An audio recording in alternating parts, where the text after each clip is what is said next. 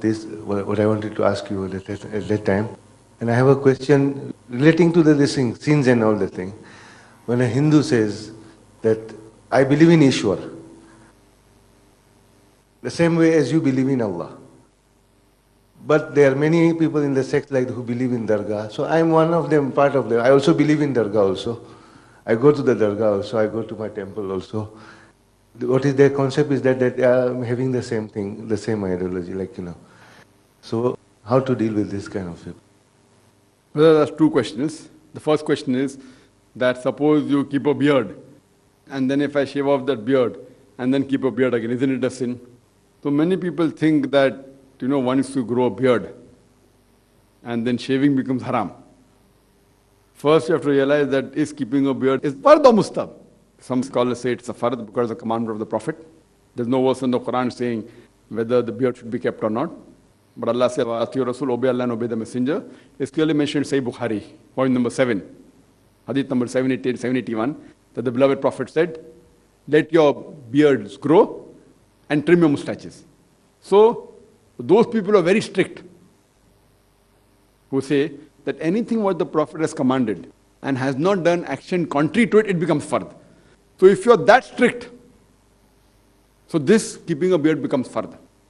There's another group of scholars who say that if the Prophet has commanded and there's nothing contrary, and along with that, if there is a punishment mentioned for that act, if you don't do, then it becomes a fard.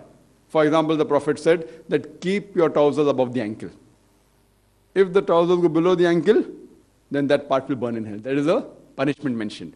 So the category which is second category, the staunchest category, even if punishment is not mentioned, and nothing contrary is there in any of the Sahih Hadith, it becomes fard. So if you belong to the first category of scholars, keeping a beard becomes fard.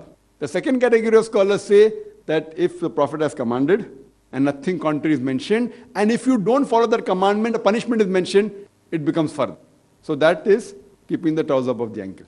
That's the second group of scholars. Third group of scholars which are very lax. They say, no, unless it is clearly mentioned haram in the Quran, only if Allah says and Prophet says. That is the third group which is the most lenient. So depending which group of scholars do you follow. Safest is follow the first group to be the safest. Whatever the Prophet has said, nothing contrary. And try and do as much as possible. But for sure, no one can say that keeping a beard is not mustahab, is not sunnah. It is minimum sunnah, means minimum mustahab. Either fard or mustahab.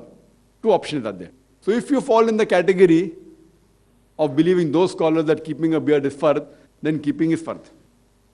Even if you believe in those group of scholars, second or third group, even they agree that keeping a beard is sunnah, if they don't say it as fard. But yet, following sunnah is preferable. Now, some people have a different kind of mindset. What they say, if I keep a beard, I'll have to keep it for my full life. Then if I shave it, it's a sin. It's like telling once I start offering salah, and if I stop offering salah, it's a sin, so I'll not start only offering salah. So many people don't keep a beard. मैं beard रखूंगा तो फिर कभी भी जिंदगी में शेव नहीं करूंगा. तो अभी तक मजाक करने दो. 10 साल बाद, 15 साल बाद रखेंगे. So this is absolutely nonsense. Absolutely nonsense according to me. That those people are not keeping it because they say that once I keep shaving is a sin. Some people say after I come back from Hajj, then I start keeping. Why? That means you start praying after you come back from Hajj. So this category of people who think that once I start keeping and then if I shave it's a sin. See, keeping is a fard. So even if you keep for 1 year and shave it for 5 days, again keep. Best is never to shave. But that is preferable not keeping at all. So your question is mainly that if I keep a beard and then if I shave, then it's a sin or not. So if you fall in the category where keeping a beard is a fard, keeping is a fard. If you shave, it becomes a sin. Whether if you shave first or second. But if you fall in the category of those who consider that beard is a sunnah, then it's better you at least keep for a few years, even if you shave it for a few days or a few weeks or a few months, yet at least you have done sunnah for that time. For that few years you kept, and again you keep it again. So this is totally illogical to say that once I keep, I should not shave. Or if I shave, it's a sin. If you fall in the category who believe that keeping a beard is a sunnah, then shaving is not a sin. But I agree with those scholars, at least as far as beard is concerned, that keep it. Even if it's a mustab, it's a very high category of mustab. Sunnahs also have categories. Muqtada, Ghair Muqtada. So I consider to be a very high category. I recommend everyone to keep it. And you should not shave. But if suppose a time comes you keep it and then for some reason if you have to shave also, whether it's fard or sunnah, at least start keeping it today. Tomorrow if that situation arises after 5 years, where you fall in such a trap where you have to shave, best is not to shave, unless your life is in danger, etc., where Islam gives permission. But if something happens, at least you'll get sawab for that few years which you have kept the beard.